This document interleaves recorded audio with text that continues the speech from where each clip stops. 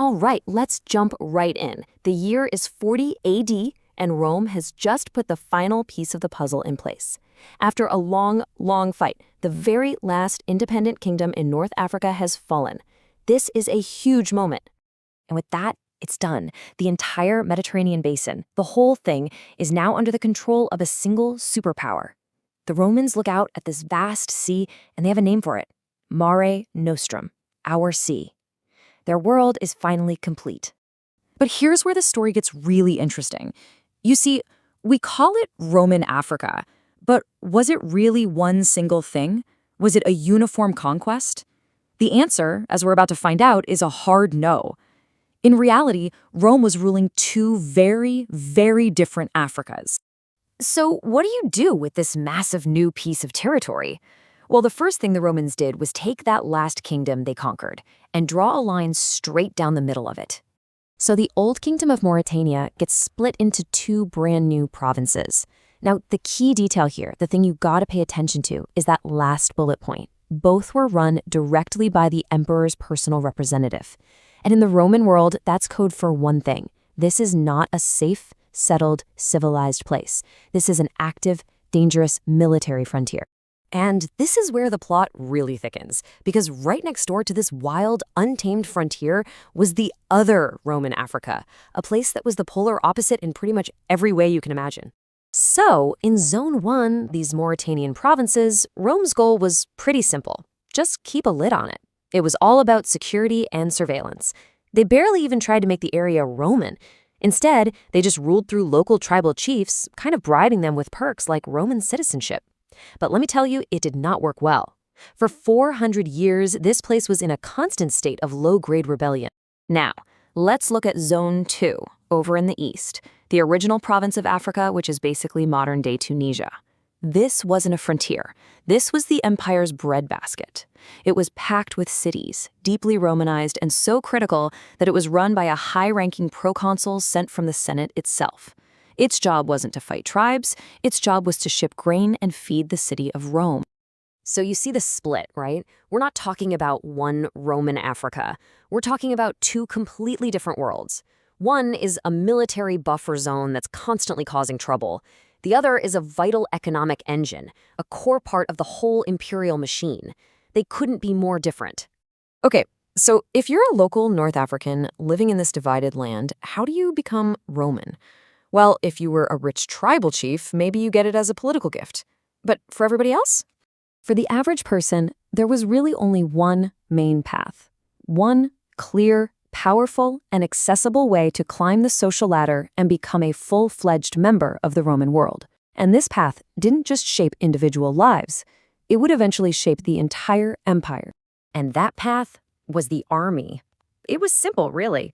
You sign up, you go serve for a dozen or so years on the dangerous frontiers, and if you survive, you walk away a Roman citizen. For a poor kid from the provinces, this was the golden ticket. And more importantly, it was the main thing that kept the legions full of willing recruits. And you know what? This system of integration, of bringing provincials into the fold, it worked. In fact, it worked so well that North African influence started to skyrocket, not just out in the provinces, but right in the heart of Rome itself, all the way to the very top. By the late 2nd century, you have this powerful group of senators and officials, all from Africa, who formed a kind of political bloc in Rome, a real African party. And they weren't just influential, they were ambitious, and they were about to make a move for the throne itself. And just look at this timeline. It shows the absolute peak of African power. It kicks off in 193 AD when Septimius Severus, a guy born in modern-day Libya, becomes the first emperor from Africa. His dynasty continues with his son, Caracalla.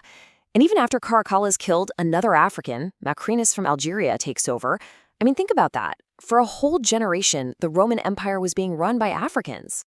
But the single biggest thing to come out of this dynasty happens in 212 AD. The emperor, Caracalla, issues a law that changes everything. It's called the Edict of Caracalla, and it granted Roman citizenship to every single free man in the empire. Just like that, overnight. Now, was it a noble gesture of unity, or was it just a sneaky way to make more people pay taxes? Historians still argue about it, but either way, the very idea of what it meant to be Roman was transformed forever. So on the surface, this looks like the ultimate victory for Roman ideals, right? A law that finally unites everyone. But what if this incredible act of generosity was actually a fatal mistake? What if it was the one move that set the whole system on a path to self-destruct?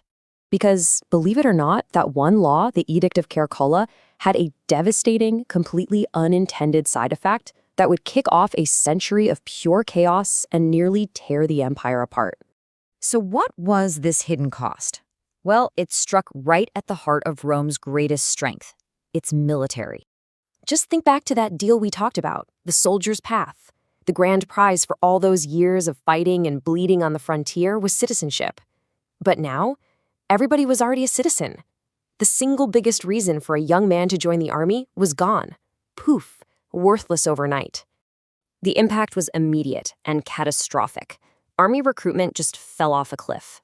To get people to serve, Rome had to start paying insane amounts of money, even hiring foreign mercenaries, which just drained the treasury. The legions, the very backbone of Roman power, started to rot from the inside out. And when your army is weak, expensive, and disloyal, bad things happen. For the next 30 years, the empire descended into what we call military anarchy. It was a complete free-for-all, where generals were constantly murdering emperors and declaring themselves the new boss, plunging the world into non-stop civil war. And this chaos slammed right back into Africa. In 238, there's a revolt. It fails. And in a fit of political stupidity, the powers back in Rome decide to punish the local legion for picking the wrong side by disbanding it entirely. This was the only major military force in the whole region. The result was a total disaster. A massive security vacuum opens up, and all those tribes on the frontier erupt in rebellion. So by the end of the 3rd century, the picture is pretty grim. The army's a mess, the borders are collapsing, and Roman control over its own vital breadbasket is hanging by a thread. The very system that had put an African on the throne had, ironically, kicked the legs out from under the entire empire.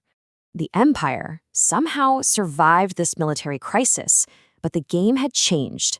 The biggest threat to Rome was no longer an army from the outside.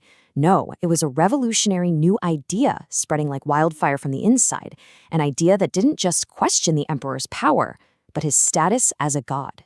What was it? Well, that's a story for next time.